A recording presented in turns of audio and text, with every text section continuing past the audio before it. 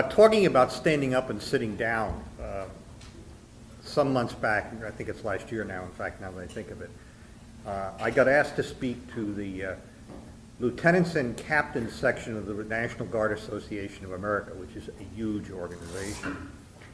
And I was introduced, and all of them stood up and clapped for a prolonged period of time, which is very unnerving when you're trying to compose yourself to begin speaking.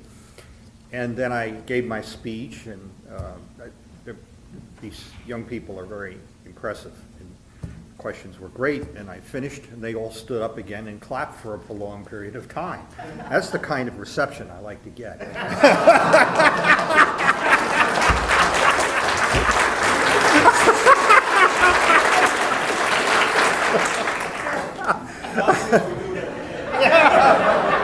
No, there may be other sounds made at the end. So I really admire what Sandra and David have done and how they've managed to carry themes across sessions and even to plan for spontaneity. But I think this session, first of all, really fits in the larger theme, and it really follows right up on Dick Wagner, because I'm going to talk about one of the pieces that Dick Wagner talked about in his talk in 1962. Leland Yeager came out with a volume, In Search of a Monetary Constitution. And last year, the Liberty Fund put on a papers conference in Freiburg, headed up by Larry White and Victor Vanberg, on In Search of a Monetary Constitution Revisited. As far as I could tell, in 50 years, we haven't made much progress. But I took the title seriously. In search means you're looking for something, and constitution means monetary constitution means that's what you're looking for. If you're in search of a monetary constitution, it means we don't have a monetary constitution. And if you're searching for one, it means we need one. And I preface that because I expected everybody coming there to agree that that's what we needed to do. We needed to change something. And by and large, that was true. There was one sort of holdout that I think of in particular, who just thought, well, it's a technical thing and we need to change the weights on our objectives and things like that. But I gather there was more dissent 50 years ago. So I guess that's progress. So I think this paper is very much, and I'm talking about context here since we talked about it so much, is in the context of I'm giving you the context, and I think the paper is in the Virginia tradition, very much in the Virginia tradition. Now, since Dick Wagner referenced this, it's very short in the Constitution. The Congress shall have the power to coin money, regulate the value thereof, and of foreign coin, and fix the standards of weights and measures, and to provide for the punishment of counterfeiting the securities and current coin of the United States. And I think that fits with the point that Dick made that constitutionally, the Full Employment Act of 46 is authorizing counterfeiting.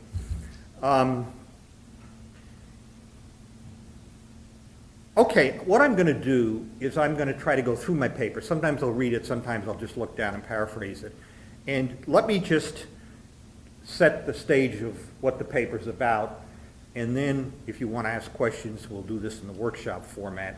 And I've sort of adjusted the paper so I can get through as much as I can, and when Sandra holds up the 5-minute sign, I will wrap up and go to my very short conclusion. Now, advocates of central banks reform must examine why central banks exist. You can't reform something until you understand why it exists.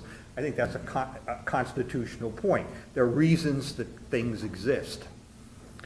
And what I do is I look into the historical origins, because if you go to the theoretical literature, to the extent it discusses, tries to provide a rationale at all, it simply has nothing to do with the reason central banks exist.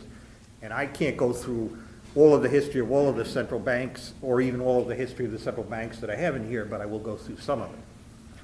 Now, it's very interesting that in the 1930s, Hayek had PhD dissertations written by two women at a time when not many women were in graduate school, and of course they couldn't be in graduate school in Cambridge or Oxford, so the ones that did go and wanted a first-rate institution went to University of London School of Economics. And both of them wrote on monetary topics.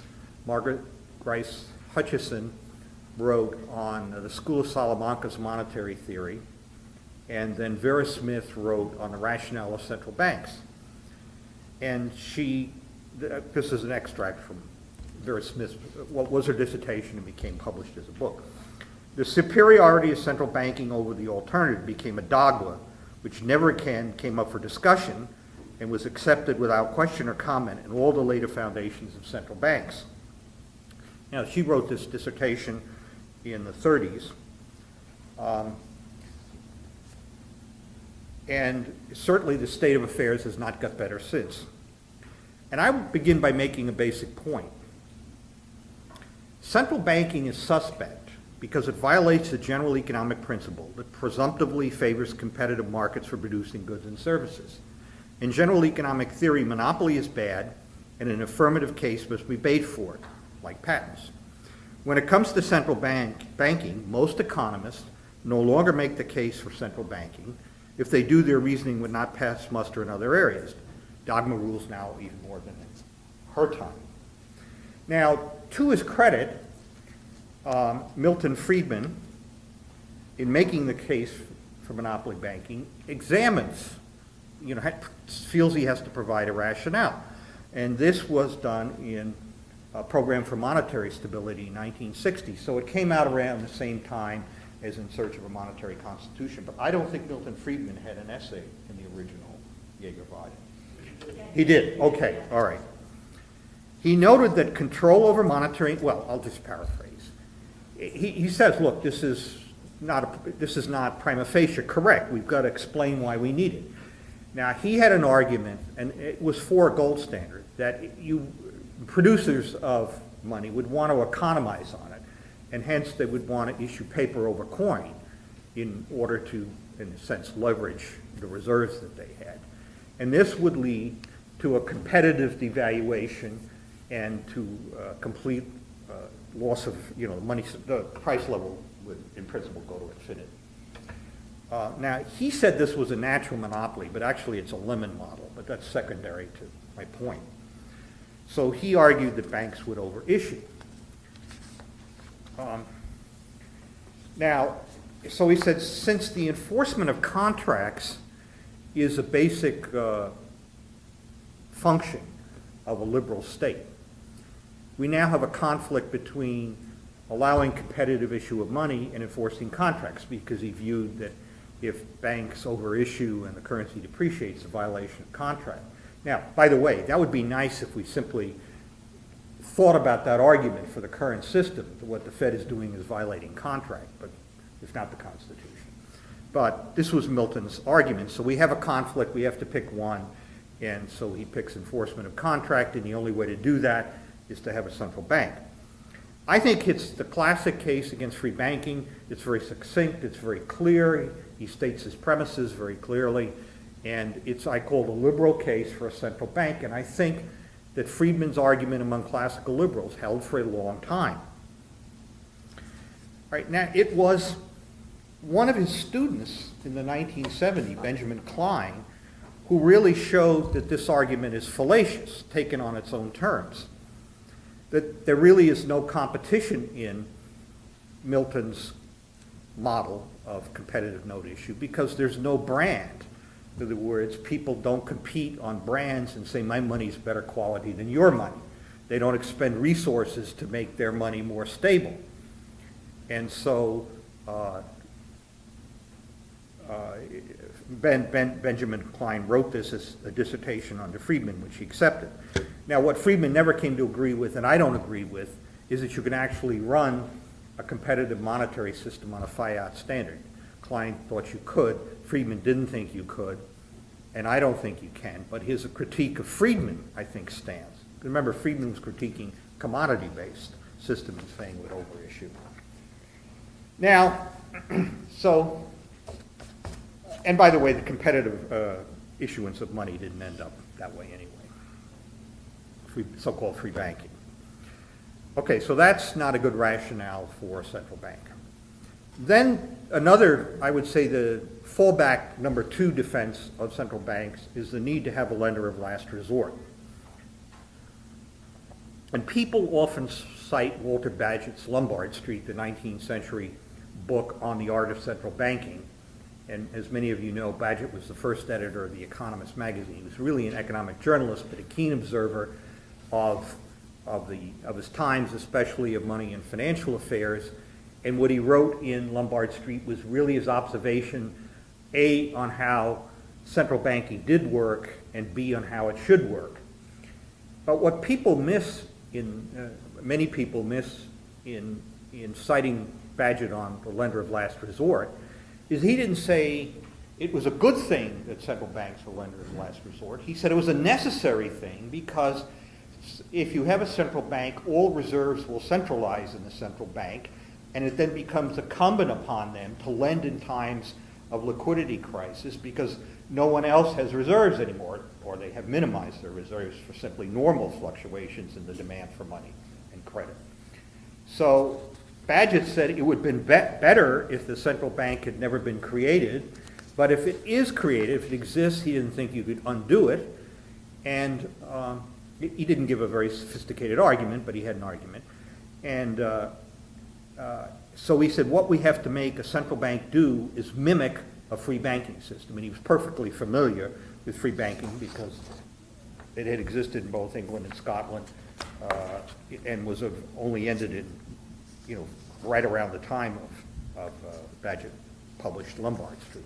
So that eliminates the lender of last resort argument. The lender of last resort argument is not an argument for having a central bank. It's an argument about how a central bank, if it exists, has to operate.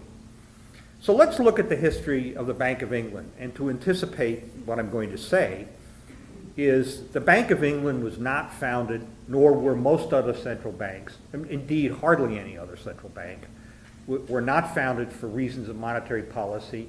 Indeed, it would be anachronistic to talk about monetary policy in the 17th century in any conventional sense because no one had any concept of monetary policy. They had concepts of commodity money systems. It came about because the kings of England kept getting themselves in fiscal trouble because they kept going to war and issuing debt they couldn't pay, and eventually they defaulted, and they had no more credit at the banking system of the time. Now, the kings had many fallback positions when they got themselves in this circumstance and they didn't have good credit at banks. They sold monopolies. They made arrangements with guilds. They seized church lands and revenues. Henry VIII can only be understood. Henry VIII wasn't about religion. It's about his fiscal situation. They seized the property of minorities such as Jews and expelled them. Or they held them up so they could stay and not be expelled. They clipped coins.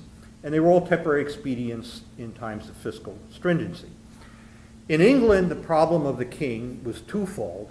Unlike the French king, the English king didn't have much property in his own name. There weren't many royal properties compared to kings in other countries. And that's why Henry seized church property.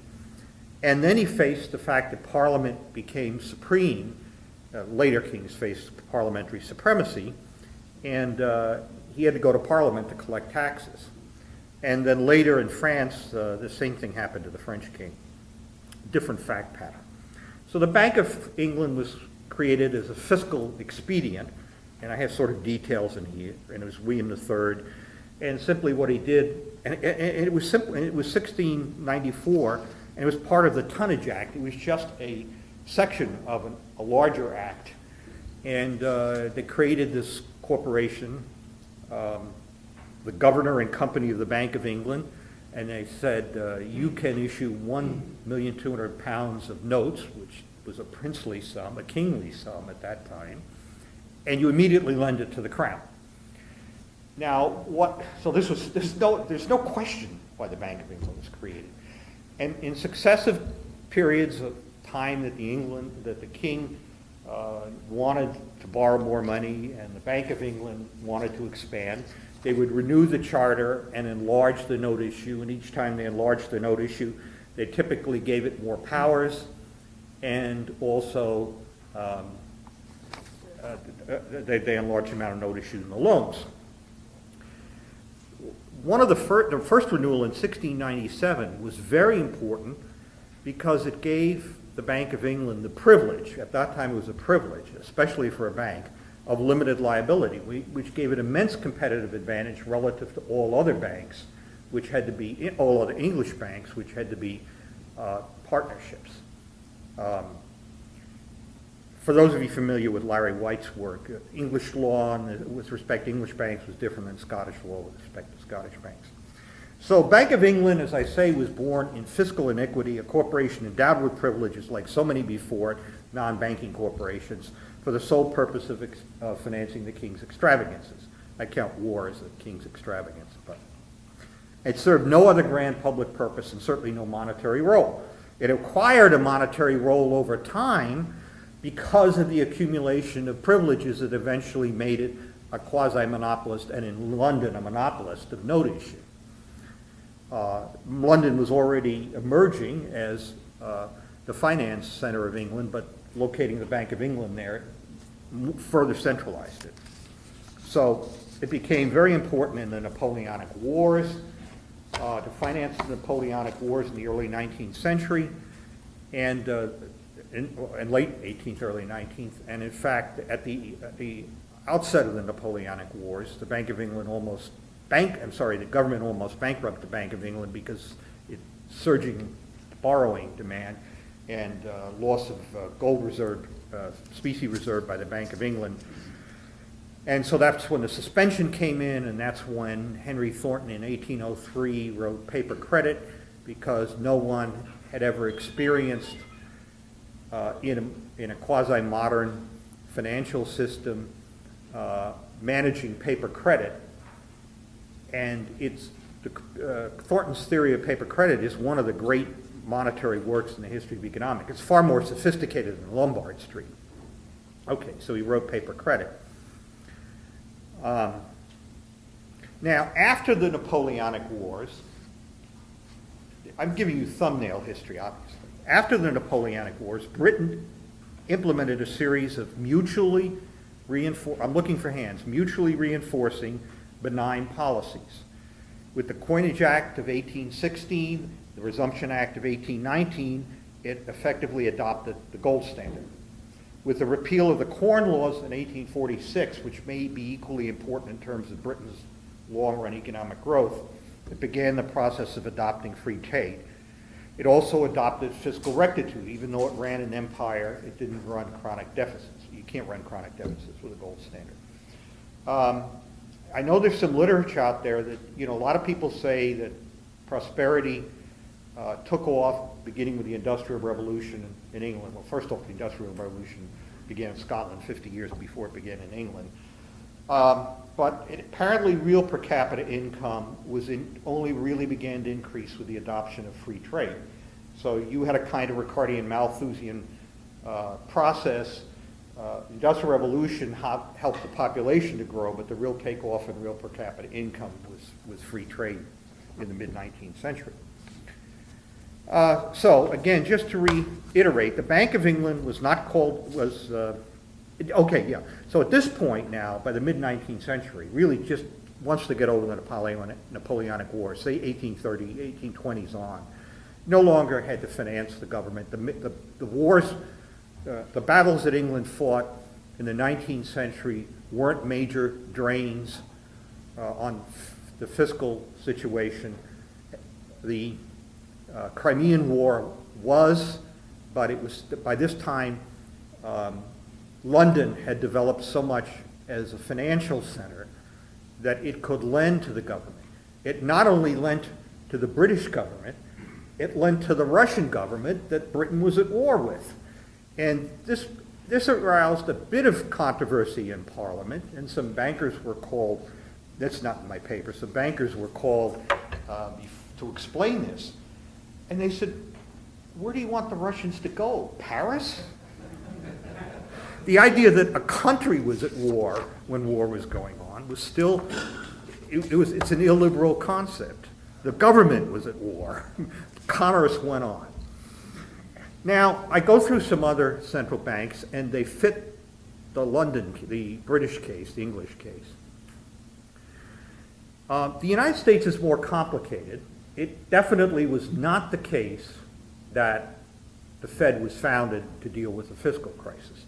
But to understand the Fed, you have to go back to the post-Civil War period. I deal with the pre-Civil War period in the paper too, but let's just deal with the post-Civil War period. We're in the midst of the Civil War in 1863. The government was facing a financing crisis. The Union was facing a financing crisis, and they needed to finance the war. So it created the national banking system. And in order to issue first of all, it gave the national banks exclusive privilege over the state banks, overturned the whole system in the U.S., gave the national banks exclusive rights to issue notes, which at this time were still very important, although the use of deposits was rising. And the notes had to be backed by government bonds, not by gold, but by government bonds, Union government bonds, Treasury bonds. There were two acts, 63 and 64. And that created the national banking system, whose sole purpose was to finance the war. But these were private banks of issue, chartered by the control of the currency, which is part of the Treasury. Now, so the debt was expanding, which meant the note issue could expand. Now, ironically, paradoxically, at the same time they instituted the first income tax, and that actually took the pressure off. They actually didn't have to issue this debt anymore, but that was a system in place. Now the end of the Civil War came, which is one of the most fascinating periods, not only in U.S. monetary history, but in any the history of any country, because you had the greenback period, the unbacked notes that had been issued by the Treasury to finance the war before the national banking system and during, even with the national banks, and they were in circulation. But you also had gold in circulation, and so you had greenback dollar prices and gold-backed dollar prices. So you had fluctuating exchange rate between the two.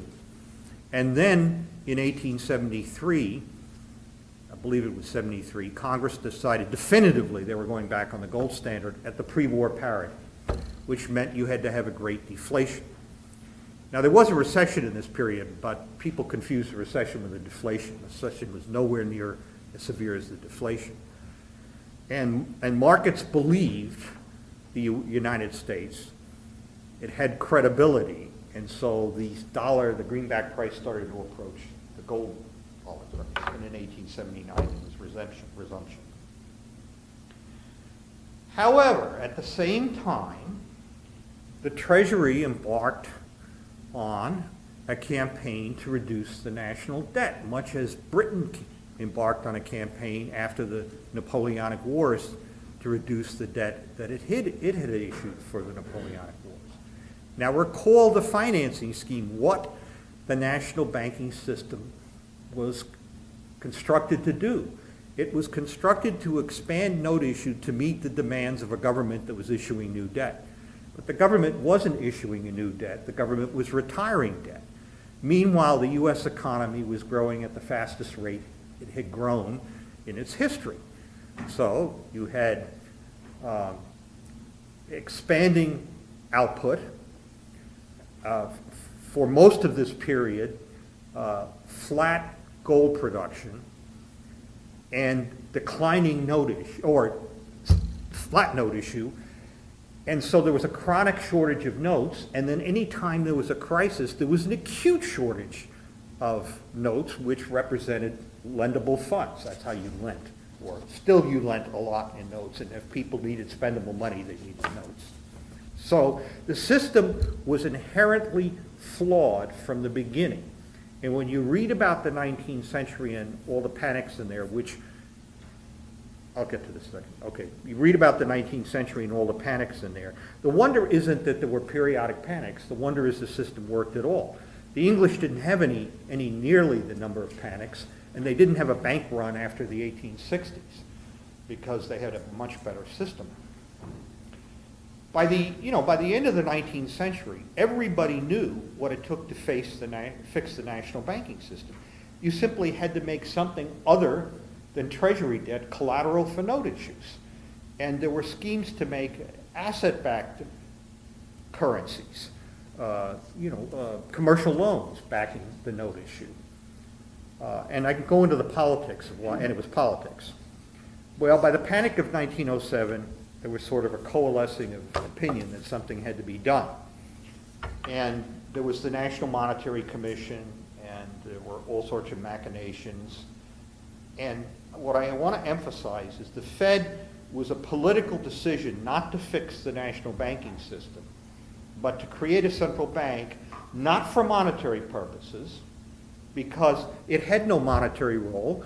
When the Federal Reserve was created, the United States was on a gold standard, and there was nothing for the central bank to do but manage the gold standard, make sure that it kept gold at parity. So, but no one wanted to, well, that's not true. Plenty of people wanted to just fix the national banking system, but there was great political divisions between the large banks and the small banks. Now, in terms of my view of the Fed, has always been Gabriel Coco's view, which was a way for big finance to influence big government policies, and influence financial policies. But in any case, it was not constructed to engage in monetary policy. Now, quickly had to do that. It had to not only engage in monetary policy, but to finance a war. So then at that point, 1914, it begins to behave like central banks had historically. They were financing wars. Okay. All right. No questions? This has been going on for a long time.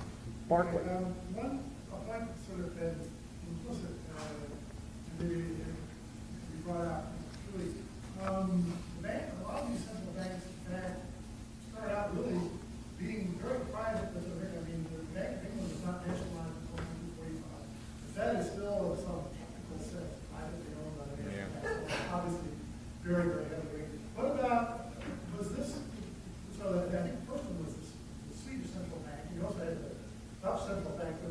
My understanding at the end of the Napoleonic War, Britain owned like 300% of its GDP, most of the Dutch bank. So it was massive. Whatever. Swedish and Dutch banks also, were they private? And when did they stop being private? Is it this tale about lending money to Russia? That's, hey, we're a money-making operation. It's the biggest commerce. Yeah. They were not an arm of the British government. They were a privileged private entity. Yeah, I thought certainly with Britain, I thought I made that clear, and you're quite correct. It wasn't until 1947. I thought the Reichsbank in Sweden wasn't until this century. Was it? I thought it was like around the 1930s. I'm not sure. I don't know about the Dutch central bank. At least until the 60s, I don't know if it's still true, the Belgian central bank was nominally a private enterprise. And the Belgian central bank issued the currency for Belgium and Luxembourg, the Belgian franc. I don't know about what its status is today. Clearly, in modern times, they're, just as you say, they're severely attenuated property rights. But you could buy stock in the Belgian central bank in the 1960s. It paid a dividend. I mean, the Federal Reserve banks pay a 6% dividend to their nominal owners, which is pretty good today. Okay. All right, then I see this is very much a strategy paper for people who want to either reform or abolish. And as I say at the beginning of my paper, I simply think abolition of the central bank is an extreme form of reform. So there's a continuum of things you could do. And again, I took it for granted, given the conference, given it was the 50th anniversary, we were in search for a monetary constitution revisited. I was heading for a monetary constitution. And I took a strongly historical approach. So now I have a section in here, which I start with, okay, so we look at Britain and we see how did the Bank of England behave after the end of the Napoleonic Wars, throughout the 19th century. Remember, it was on a classical gold standard until 1914, outbreak of World War I. There were wars in between. As I said, the Crimean War was a big draw by the government, but the money market had greatly increased. And the Boer War was a little expensive too at the end of the century. What the Bank of England did pretty much was let the gold standard work the way the gold standard was supposed to work. And you can go on, the Bank of England has a historical series of what's called the bank rate, which is like our federal funds rate, the rate at which the Bank of England would rediscount bills of exchange. And it has every change, every iteration. Now, you're on the gold standard, so the long-run price level is from the beginning of this period, that is the end of the Napoleonic Wars, till the eve of World War I, the price level was virtually the same at the end as it was at the beginning. There were certainly fluctuations in between. What about the bank rate? Well, you can see all these fluctuations in the bank rate, and those fluctuations reflect changes in real demand, and they're the rate the Bank of England had to set in order not to lose too many reserves. And they fluctuate a lot, but they never go below 2%, which means a 2% real rate, and hardly ever stay any length of time at 2%. They're more like 3 and 4, sometimes higher, though not for too long a period of time are they higher. Okay. Now, I go through an argument for the free banking people. The rest of this paper is addressing the free banking people. There were market monetarists at this Liberty Fund Papers Conference. I was addressing the free banking people. So I said, what does the 19th century experience teach us? The 19th century experience teaches us that a gold standard will work with a central bank, and the government isn't demanding loans from the central bank. It will work with the gold standard system and not interfere with it. There were no great sustained deviations. As far as I know, there was never a serious risk they're going to go off the gold standard in the 19th century. Despite the fact that Britain was running an empire, was responsible for the freedom of the seas, and didn't have a small government, didn't have a big government, didn't have a small government. Yeah, sort of going back to looking at the history of why central banks formed. I just reviewed this book, which did a comparative study of central fiscal policy in Britain, Meiji, Japan, and Qing Dynasty, China. And the argument this guy tries to make is that basically central banks tend to emerge when there's this major crisis and sort of some major factor causing the government to issue all kinds of debt. Right. And that's sort of, and you can take that kind of thing. So it raises the issue of that's why central banks emerge, because of this sort of sudden government crisis. You don't want to think about it in terms of central banks emerging in terms of some long-term constitutional stable setting. Correct. And it also raises the issue of the linkage of some sort between central banks emerging and government fiscal policy. Yeah, in the case of the U.S., it was the reverse. The Fed absolutely did not emerge because of a fiscal crisis. Throughout the 19th century, there were chronic budget surpluses, except in recessions, in which case there were smaller budget surpluses. In fact, there was a fiscal crisis in the 19th century, but it was what to do with the money. The tariff, seriously, the tariff was a very effective raiser of revenue. The Republicans who governed throughout the 19th century, except for 2 terms of non-consecutive terms of Grover Cleveland, what they favored was big expenditures. And if you drive through, not the interstates, but through the national highways, through the small towns of America, at least the states that existed in the 19th century, you will find a huge public post office that looks like a Roman monument in every small town, and that was the product of GOP big spending. Whereas the Democrats wanted to get rid of the tariff and curtail government spending in the 19th century. That was the fiscal crisis of the 19th century. Okay, so a gold standard is a constraint on a central bank, but it can't work as a constraint on the central bank if the central government is running deficits. So what I say is, if you want to have reform of the central bank and have some kind of constraint on it. And gold is not necessarily the only way to do it, but I think all other ways have failed, in my opinion. But gold is one proven way of doing commodity standard, doesn't have to be gold. And then you can constrain the central bank, and it won't necessarily mess up the gold standard system. So you can have a gold standard with a central bank. Then I argue, and I already alluded to this when I criticized Ben Klein's competitive supply of fiat money, that I don't think you can run a competitive monetary system that is a so-called free banking system, that is a private banks of issue, with a fiat money standard. So then I pose to the free bankers in the paper, that means going back on a gold standard or something that mimics a gold standard is a necessary condition for going back to a free banking system, along with fiscal reforms. You've got to have two reforms going on, fiscal and monetary. Now, so it's a necessary condition, and it makes possible the debate over whether you want to have a central bank or whether you want to have free banking. But I don't think the debate over free banking can be taken seriously as a policy matter until you have a reform of the fiscal authority at the same time. It just can't happen. It won't work.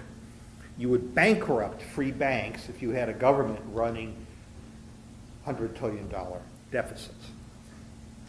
I mean, we already know that because that's what happened to England in the 17th century. Okay, so what I ended with is why free banking? No, this is not the end. Where am I? Great, good, perfect. Okay, why free banking? The most succinct statement of what I consider I would be inclined to call it a Marxian inherent contradiction, but it's a Hayekian inherent contradiction, was stated by Hayek in the 30s, and he calls it the fundamental dilemma of central banking. It's a short paragraph I'll quote. The only effective means by which a central bank can control an expansion of the generally used media of circulation is by making it clear in advance that it will not provide the cash which will be required in consequence of such expansion. But at the same time, it is recognized the paramount duty of a central bank to provide the cash once the expansion of bank deposits has actually occurred and the public means to demand that they should be converted into notes or gold. That's the inherent contradiction in Hayek's. I believe, let me not misstate. Oh, no. Monetary nationalism and international stability. Yeah, 1937. Of course. Now, in that book, by the way, remember I said that Hayek had commissioned Vera Smith to do this dissertation on the rationale of central banking. That had already been completed and published as a book when Hayek wrote this. In monetary nationalism, Hayek said there were only two, well, he thinks at the end there are only two systems that can work for a stable international monetary system. He flirts with the Chicago plan because he was always admired Henry Simons. And he flirts with the idea of 100% reserves, which I don't know how many people know this, but that is Milton Friedman's ideal monetary system. He never abandoned it. He stopped talking about it, but he never reneged it, never denied it or said I was wrong. So there's a kind of intertwining here, and it's around Henry Simons and the old Chicago school. And he flirts with it, but doesn't think it can work for interesting reasons that we can discuss. So he says there's only two systems that can work that are stable: free banking or international central bank, which is a very un-Hayek position.